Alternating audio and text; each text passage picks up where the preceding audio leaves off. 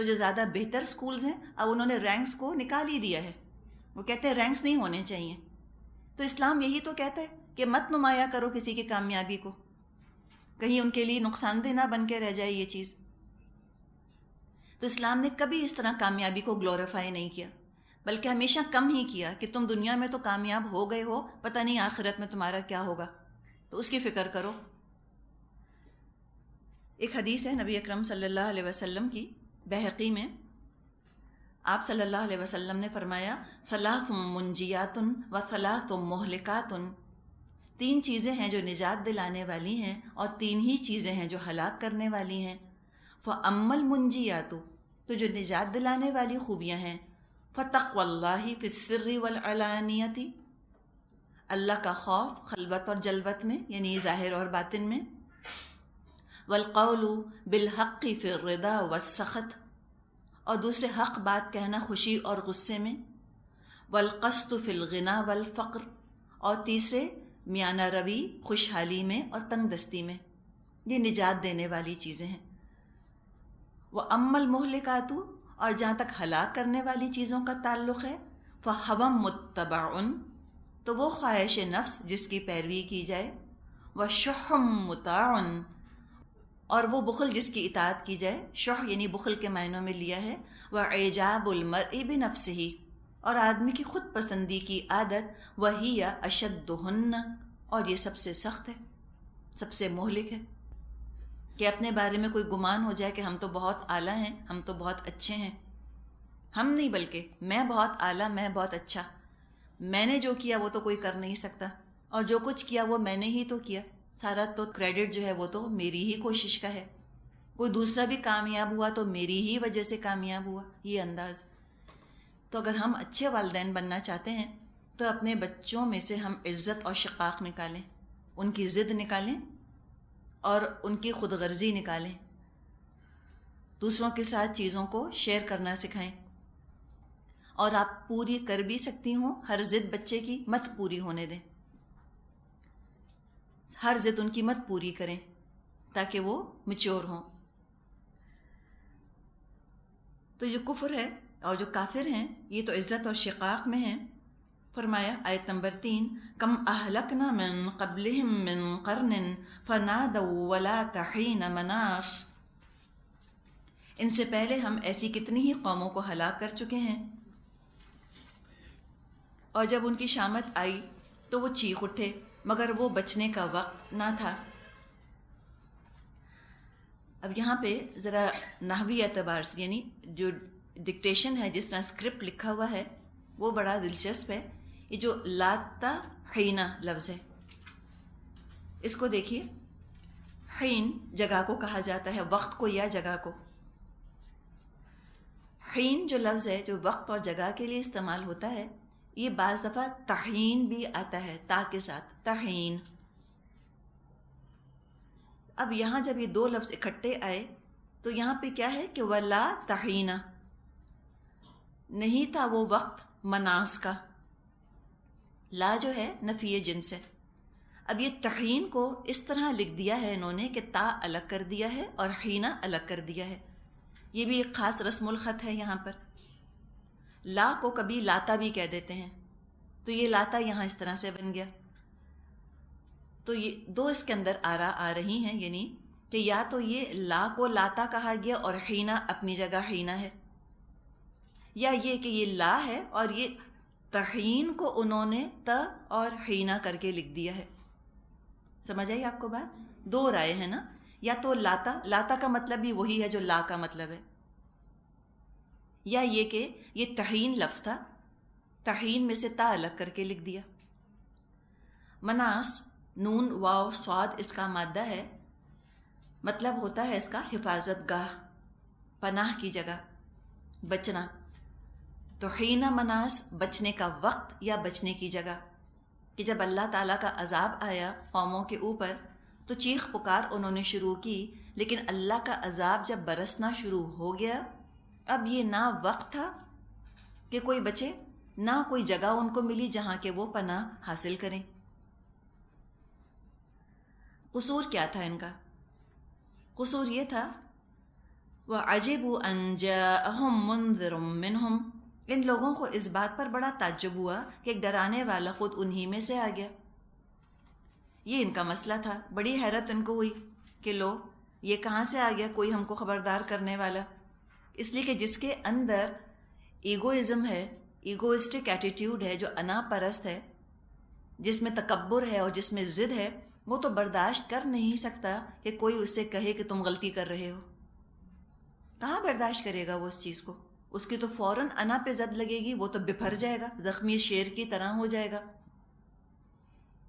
تو جن میں تکبر ہوتا تھا وہ تو پھر رسولوں کی دعوت پر بپھر اٹھتے تھے، انتہائی ناراض ہوتے تھے۔ ان کو بہت ہی عجیب بات لگی کہ کوئی خبردار کر رہا ہے ان کو۔ ہو می، ان کا ہو می، میری غلطی نکال رہے ہو؟ اگلے والے کی بے عزتی شروع کر دیتا ہے انسان کہ تم خود کو تو دیکھو۔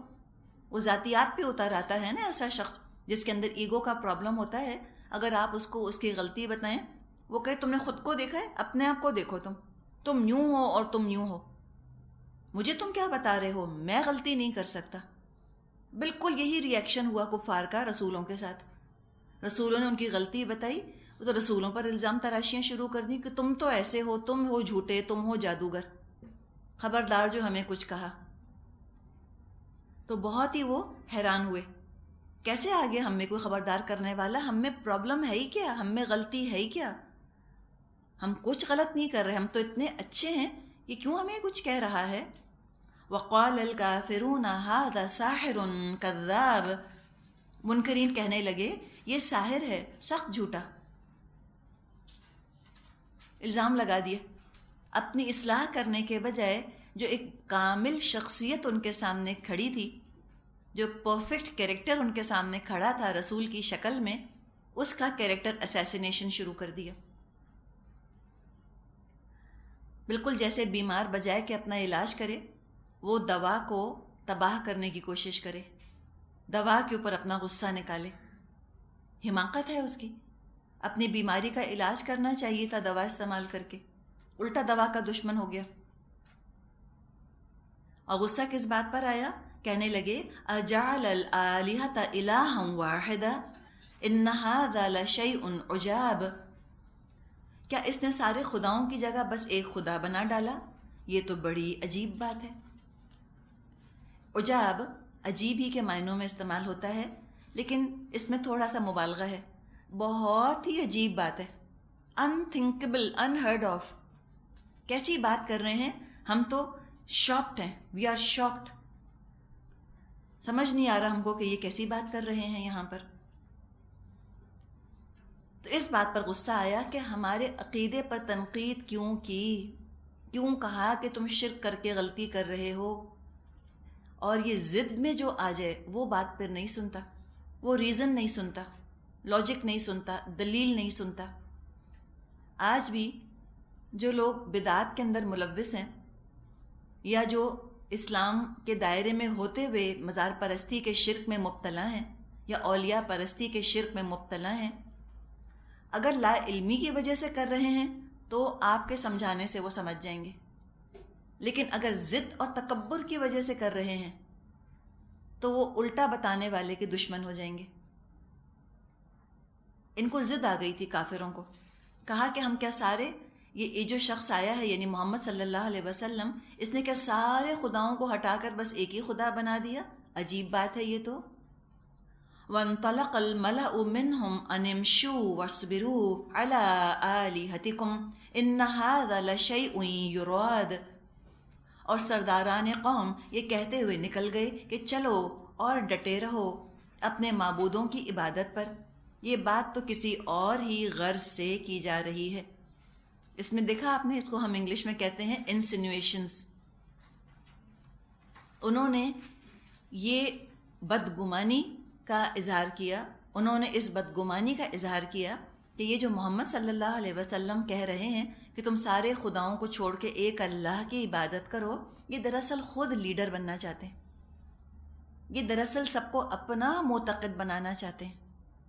کوئی ان کا اپنا ویسٹڈ انٹرسٹ ہے، کوئی ان کا اپنا ذاتی مفاد ہے، کوئی فائنینشیل گین، یا کوئی سوشل گین حاصل کرنا چاہ رہے ہیں، کوئی معاشرتی معاشی فائدہ حاصل کرنا چاہ رہے ہیں، غرض ان کی اٹکی ہوئی ہے، بن ایسے رہے ہیں جیسے ہمارا فائدہ چاہتے ہیں تو جھوٹے، نعوذ باللہ۔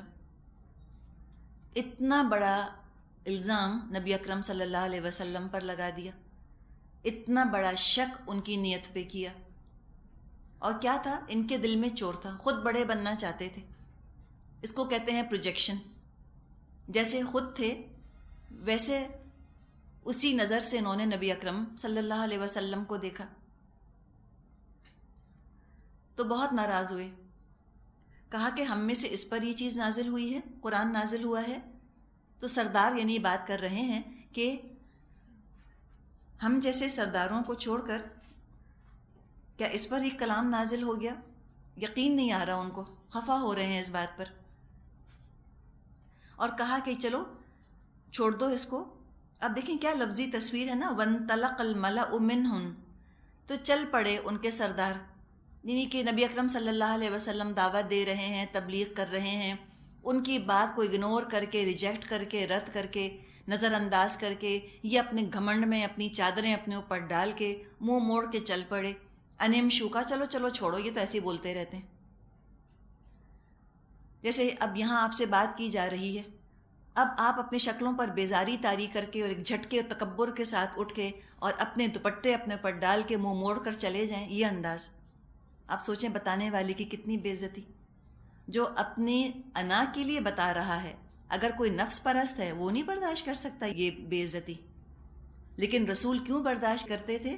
انا کے لیے نہیں، اپنی ذات کے لیے نہیں بتا رہے ہوتے تھے، اللہ کے لیے بتا رہے ہوتے تھے۔ تو مبلغ اپنی بے عزتی کے لیے کم از کم تیار تو رہے، دعا کرے اللہ سے کہ اللہ میری بے عزتی نہ ہو، لیکن تیار رہے، یہ ہوگا کبھی نہ کبھی ضرور، بالکل ریجیکٹ کر دیں گے لوگ آپ کی بات کو، ہنگامہ کھڑا کر دیں گے، سننا نہیں چاہیں گے، تیار رہیں تاکہ پھر شوق نہ ہو اور ڈس ہارٹڈ نہ ہو، دل نہ چھوٹا کریں کہ لو میں تو بتانے آئی تھی، سن نہیں رہی، یہ تو ہوگا کبھی نہ کبھی ایسے۔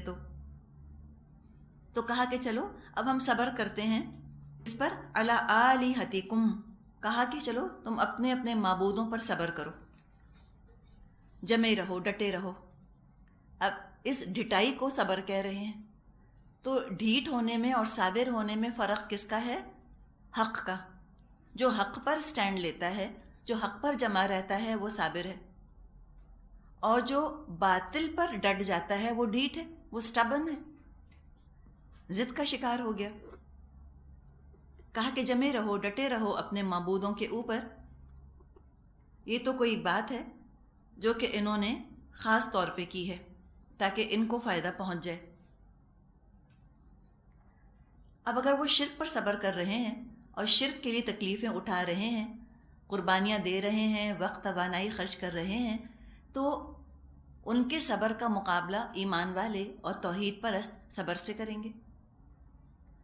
ہم نے پڑھا ہے سورہ آل عمران میں، اصبروا وصابروا، اے مومنو صبر کرو اور صبر میں بازی لے جاؤ۔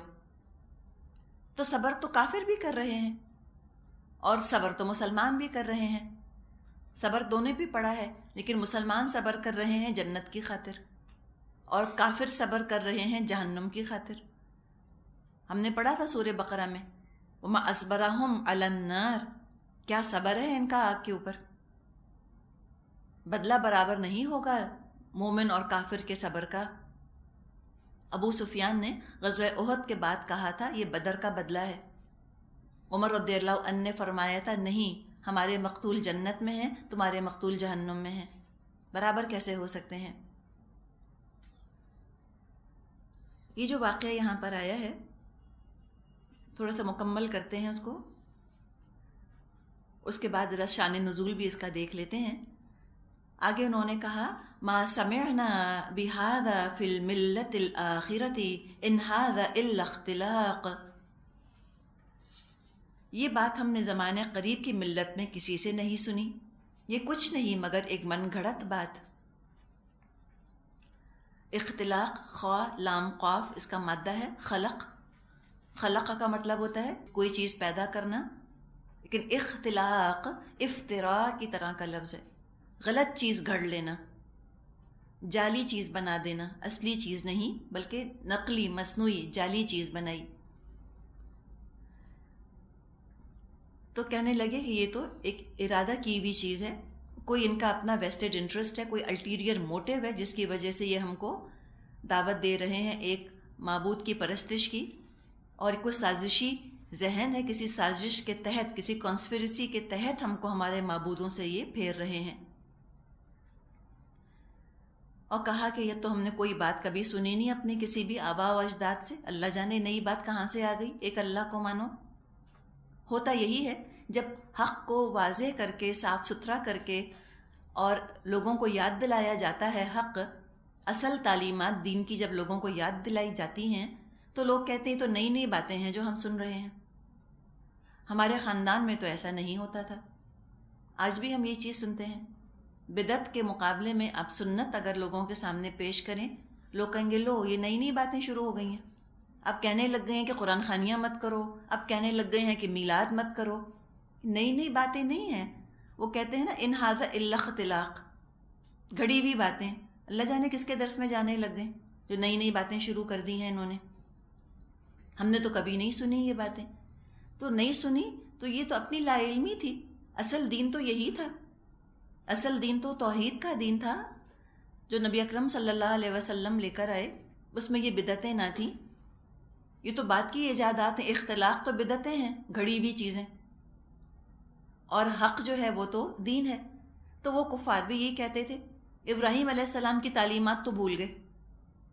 بعد میں سارا شرک کا انہوں نے گورکھ دھندا گھڑ لیا اور اس کو حق سمجھنے لگ گئے. جو شرک کے خلاف بات کرتا تھا اس کے دشمن ہو جایا کرتے تھے. کہنے لگے اَأُنزِلَ عَلَيْهِ الذِّكْرُ مِن بَيْنِنَا، کیا ہمارے درمیان بس یہی شخص رہ گیا تھا جس پر اللہ کا ذکر نازل کیا گیا؟ اس میں آپ دیکھیں کس طرح کی حقارت ہے نا، کہ یہی رہ گیا تھا. مراد کیا ہے ان کی؟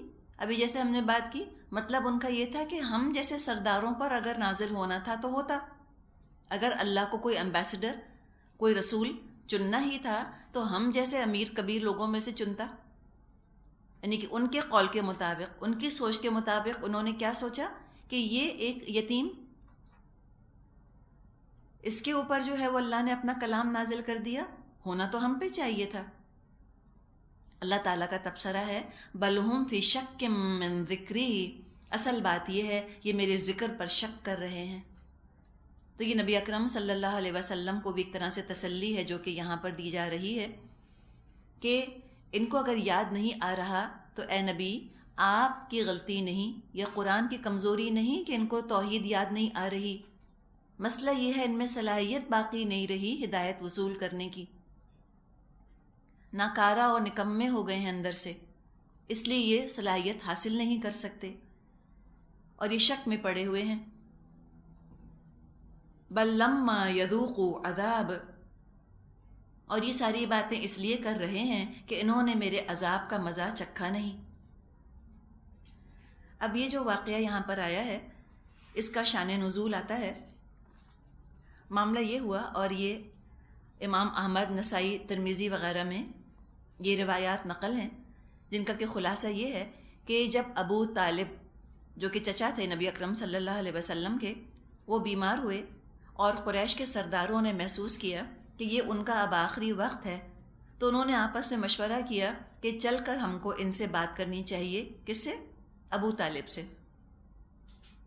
وہ ہمارا اور اپنے بھتیجے کا جھگڑا چکا جائیں تو اچھا ہے، کہیں ایسا نہ ہو ان کا انتقال ہو جائے اور اس کے بعد ہم محمد صلی اللہ علیہ وسلم سے کوئی سخت معاملہ کریں اور عرب کے لوگ ہم کو طعنہ دیں کہ جب تک ابو طالب زندہ تھے یہ لوگ ان کا لحاظ کرتے تھے، اب ان کے مرنے کے بعد ان لوگوں نے اس کے بھتیجے پر ہاتھ ڈال دیا. اس رائے پر سب کا اتفاق ہو گیا کہ چلو چل کے ابو طالب سے بات کرنی چاہیے.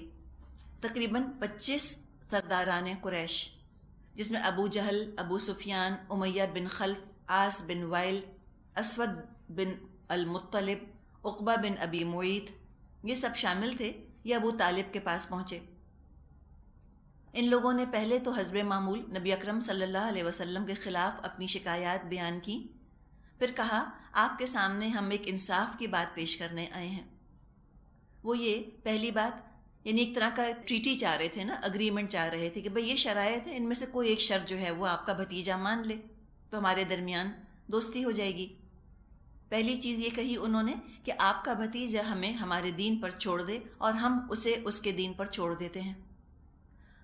آج یہی کہا جاتا ہے نا، جہالت کی طرف سے جو شرائط آتی ہیں وہ یہی نا کہ یہ اپنی تبلیغ کیوں کرتے ہیں مسلمان، یہ دوسروں کو غلط کیوں کہتے ہیں، بلکہ یہ چیز تو آج مسلمانوں کے اندر بھی صلاحیت کر گئی ہے کہ دوسرے مذاہب کو غلط کیوں کہتے ہو تم، ڈونٹ بی سیلف رائچس، اپنے آپ کو کیا صحیح سمجھتے ہو، سارے مذہب ٹھیک ہیں، بس کسی کو مت کہو غلط ہے، سب جنت میں جائیں گے، کسی کے بارے میں نہ کہو کہ کافر جنت میں نہیں جائیں گے، ناراض خود مسلمان ہوتے ہیں۔ تو یہ نئی جہالت نہیں ہے، یہ تو جہالت قدیمہ ہے۔ 1400 سال پہلے مکے کے کافروں نے بھی یہی شرط رکھی تھی کہ آپ کا بھتیجا ہمیں ہمارے دین پر چھوڑ دے، ہم اسے اس کے دین پر چھوڑے دیتے ہیں۔ لیکن ہوتا کیا ہے، ایسا کرتے ہیں؟ اگر مسلمان کافروں کو ان کے دین پر چھوڑ بھی دیں تو کافر مسلمانوں کو تو ان کے دین پہ نہیں چھوڑتے۔ مسلمانوں نے قبول کر لیا نا اس چیز کو کہ ٹھیک ہے تمہارے لیے تمہارا دین، تمہیں ہم کچھ نہیں کہیں گے، تم جو مرضی کرو، ہم تمہیں قبول کر لیتے ہیں۔ تو مسلمانوں نے تو دل کھول کر کافروں کے ہر طور طریقے کو قبول کر لیا، تو کیا کافروں نے جواب میں مسلمانوں کو قبول کیا؟ سب سے زیادہ جو ایکسٹریمسٹ ریلیجن اس وقت ہے وہ سیکولرزم ہے، جس میں وہ کہتے ہیں نا سیکولرزم، کہ جس کا جو جی چاہے کرے۔ سب سے زیادہ جو ایکسٹریمسٹ ہوتے ہیں اس وقت وہ سیکولر ہوتے ہیں۔ آپ دیکھیں کہ ایک گز کپڑے پر کتنا ہنگامہ کیا ہوا ہے انہوں نے، وہ نہیں چھوڑتے مسلمانوں کو ان کے دین پر۔ بہرحال انہوں نے یہ شرط رکھی۔ دوسری شرط یہ رکھی مکے کے سرداروں نے کہ وہ جس معبود کی عبادت کرنا چاہے کرے، ہمیں اس سے کوئی تعرض نہیں، لیکن وہ ہمارے معبودوں کی مذمت نہ کرے اور یہ کوشش نہ کرتا پھرے کہ ہم اپنے معبودوں کو چھوڑ دیں۔ live and let live، یعنی امر بالمعروف نہیں عن المنکر چھوڑ دے۔ اس شرط پر آپ ہم سے اس کی صلح کرا دیجئے۔ ابو طالب نے نبی اکرم صلی اللہ علیہ وسلم کو بلایا اور آپ سے کہا بھتیجے یہ تمہاری قوم کے لوگ میرے پاس آئے ہیں، ان کی خواہش ہے کہ تم ایک منصفانہ بات پر ان سے اتفاق کر لو تاکہ تمہارا اور ان کا جھگڑا ختم ہو جائے۔ ابھی منصفانہ بات کس کے پوائنٹ آف ویو سے تھی؟ یہ انصاف کا معیار کس کا تھا؟ کافروں کا۔ یہ کافروں کا معیار ہے انصاف کا۔ اچھا آج آپ امیجن کریں یہ مذاکرہ ہو رہا ہے نا، یہ کانفرنس ہو رہی ہے، ساری پریس موجود ہے کور کرنے کے لیے۔ اب یہ شرطیں آتی ہیں، پریس میں کیا ہوگا؟ تعریفیں ہوں گی کہ بالکل صحیح تو کہہ رہے ہیں، اتنی اچھی بات تو کہہ رہے ہیں کہ بھئی تم اپنے خدا کو پوجو، ہمیں تم اپنے معبودوں کو پوجنے دو، تم ہمارے بتوں کو برا بھلا مت کہو۔ تو لگے گا کہ بالکل انصاف کی بات ہے، ایکوالٹی کی بات کی جا رہی ہے۔ تو یہ جو ایکوالٹی کا یا برابری کا یا انصاف کا معیار کافروں کا ہے، ہم بھی اس معیار کو لے کے چل پڑے ہیں۔ اب اس سے ہمیں پتہ چلے گا کہ اسلام کا معیار کیا ہے انصاف کا۔ تو جب نبی اکرم صلی اللہ علیہ وسلم کے سامنے یہ شرطیں رکھی انہوں نے، نبی اکرم صلی اللہ علیہ وسلم کو بتایا کہ سرداران قریش نے اس طرح سے یہ باتیں کہی ہیں۔ نبی اکرم صلی اللہ علیہ وسلم نے جواب دیا، چچا جان میں تو ان کے سامنے ایک ایسا کلمہ پیش کرتا ہوں جسے اگر یہ مان لیں تو عرب ان کا تابع فرمان اور عجم ان کا باج گزار ہو جائے۔ باج گزار مطلب ان کو جزیہ دینے لگ جائے، ٹیکس دینے لگ جائے۔ یہ سن کر پہلے تو وہ لوگ سٹ پٹا گئے۔ اب دیکھیں حکمت دیکھیں تبلیغ کی کہ سردار تھے نا، تو ان کی سرداری کو ذہن میں رکھ کر پھر نبی اکرم صلی اللہ علیہ وسلم نے دعوت کا آغاز کیا، یعنی دنیا کا فائدہ بھی ان کو بتایا کہ تم دنیا میں سردار بن کے رہو گے، سردار کو سردار بن کے رہنا بہت اچھا لگتا ہے۔ کہا کہ تم کو یہاں بھی سرداری ملے گی، ایک کلمہ کہہ دو۔ پہلے تو بہت گھبرائے، سمجھ میں نہ آتا تھا آخر کیا کہہ کر ایسے ایک مفید کلمے کو رد کریں۔ پھر کوئی سنبھل کر بولے، تم ایک کلمہ کہتے ہو، ہم ایسے 10 کلمے کہنے کو تیار ہیں، یہ تو بتاؤ وہ کلمہ ہے کیا؟ آپ نے فرمایا لا الہ الا اللہ۔ اس پر وہ سب اٹھ گئے اور باتیں بناتے ہوئے وہ نکل کھڑے ہوئے جو اس سورت کے ابتدائی حصے میں اللہ تعالیٰ نے نقل کی ہیں۔ ان کا کہ نہیں یہ نہیں ہو سکتا، اپنی آئیڈیالوجی نہیں چھوڑیں گے۔ تو یہ اس کا شان نزول ہے ان آیات کا۔ اب آگے چلتے ہیں آیت نمبر 9۔ اللہ تعالیٰ فرما رہا ہے ام عندہم خزائن رحمت ربک العزیز الوہاب ام لہم ملک السماوات والارض وما بینہما فلیرتقوا فی الاسباب، کیا تیرے داتا اور غالب پروردگار کی رحمت کے خزانے ان کے قبضے میں ہیں؟ کیا یہ آسمان اور زمین اور ان کے درمیان کی چیزوں کے مالک ہیں؟ اچھا تو یہ عالم اسباب کی بلندیوں پر چڑھ کر دیکھیں۔ مراد ہے کہ یہ سمجھتے ہیں کہ اگر ہم نے اپنا کفر چھوڑ دیا، اپنے بتوں کو چھوڑ دیا تو زندگی ہم پہ تنگ ہو جائے گی۔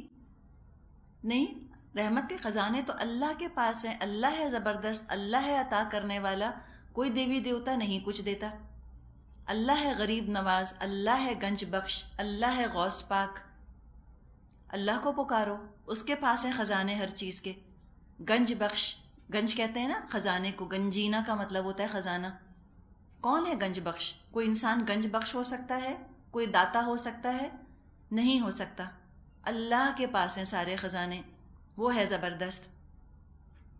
اللہ ہے بادشاہ، ملک السماوات والارض اس کی ہے، مملکت اس کی ہے اور جو کچھ ان دونوں کے درمیان ہے۔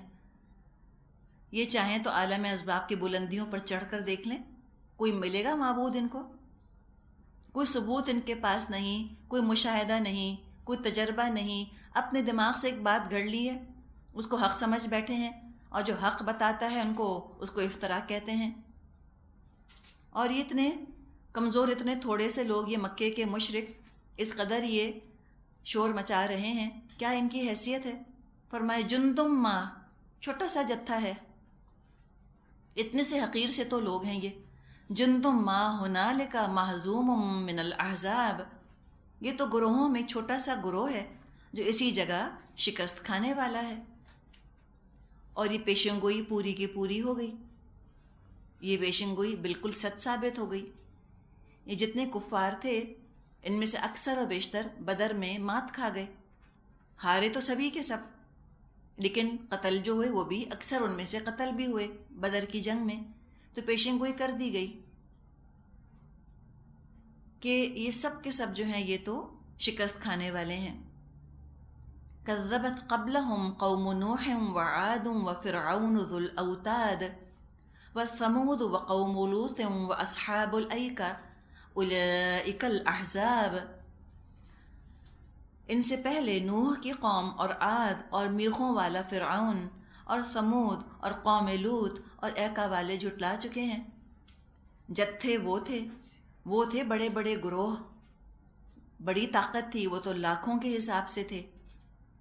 فرعون کے لیے صفت آئی ہے ذو الاوتاد، وتد واو تا دال، یہ کیل کو یا میخ کو کہا جاتا ہے، قلے کہتے ہیں نا جن کو، نیلز، بڑے بڑے نیلز جو ہوتے ہیں نا، جیسے آپ نے دیکھا ہوگا وہ جیسے ٹینٹس یا خیموں کو وہ اسٹرانگ کر کے رکھتے ہیں، بڑے بڑے قلعے ہوتے ہیں، ان کو کہتے ہیں اوتاد۔ وتد کی جمع ہے اوتاد، پیگز، جی ہاں پیگز کی طرح۔ تو اس کو میخوں والا کہا گیا، کئی اس کی وجوہات بیان کی ہیں علماء نے۔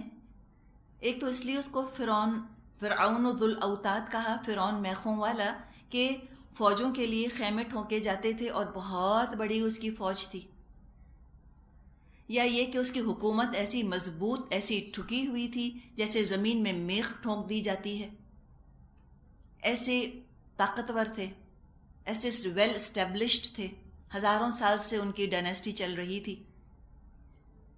یہ وجہ بھی ہو سکتی ہے، یا یہ کہ وہ میخوں سے عذاب دیا کرتا تھا، کروسیفائی کرتا تھا نا، ہاتھ پیروں میں کیلیں ٹھوک دیا کرتا تھا اور سلیب پر چڑھا دیا کرتا تھا تاکہ لوگ خون نکلنے کی وجہ سے اور اذیت کا شکار ہو کے مر جائیں۔ تو شاید اس وجہ سے اس کو فرعون ذو الاوتاد کہا گیا، واللہ عالم۔ تو بتایا کہ یہ تھے اتنے بڑے بڑے گروہ، انہوں نے بہت سرکشی کی۔ ان کل الا کذب الرسل، ان میں سے ہر ایک نے رسولوں کو جھٹلایا، اپنی طاقت کے زوم میں آ کر، اپنے پیسے کے بلبوتے پر، اپنی ٹیکنالوجی کے بلبوتے پہ چاہا کہ رسولوں کو ہرا دیں گے، تو کیا ہوا؟ فحق عقابی، تو دیکھ لو سچ ہوئی میری سزا۔ یہ عقابی میں کیا خوبصورت معنی ہیں. یہ آپ دیکھیں کیا بڑی بڑی قومیں تھیں، نوح اور عاد، فرعون، سمود، لوط، ایکا، کروڑوں کا فگر بن جائے. ان سب کو نمٹنے کے لیے کون کافی ہو گیا؟ ایک اللہ. فحق عقابی، متکلم واحد کا صیغہ، میری سزا کافی ہو گئی. سب کو اللہ تعالیٰ نے تہس نہس کر کے رکھ دیا.